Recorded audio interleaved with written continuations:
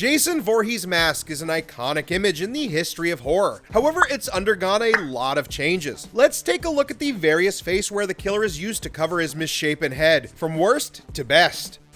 Does this one even count? The 5th entry in the series had the tall task of following on after the series' main killer had been pretty conclusively dispatched. They chose to go with a pale imitation in Roy. His mask swaps out the red details for blue under-eye markings. This mask only serves to remind fans of what they didn't get. Jason X sent the slasher into space and gave him a very 2000s update in his Uber Jason form. This came with a new metal mask and cybernetic upgrades. It's neat to see Jason get a new look, but the mask ends up looking cheap and dated. Jason didn't always wear a hockey mask. The 2nd entry in the series was actually Jason's full debut in the franchise. After a dream tease at the end of the first movie, the series was handed off to the now adult killer. He first sported a simple burlap sack with a single eye hole. While a novelty in the series, the sack is a pale imitation of the killer from the town that dreaded sundown.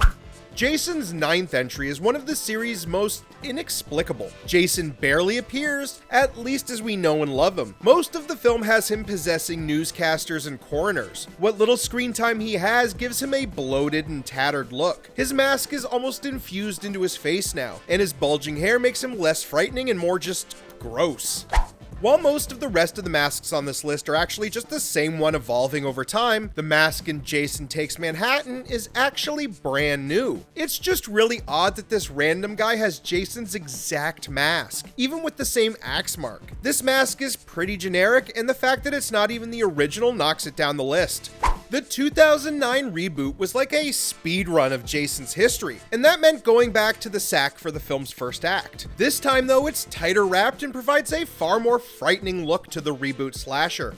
When Jason returned from the dead, he sported his classic mask. It's probably Jason's most iconic look, as the mask now looks larger on his desiccated face. This is presumably the same mask that he got all the way back in part 3, only with the wear of time starting to show. This same mask was further worn down after spending some time on the bottom of Crystal Lake. Now its cracked facade shows Jason's exposed brain, and even its red tint seems more muted, like dried blood.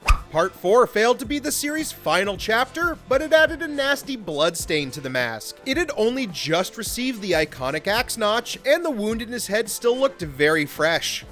Jason squared off with Freddy in the long-awaited crossover. You could even see the time it took on Jason's now dirty and highly aged mask. I guess the fires of hell baked it into a nice golden brown.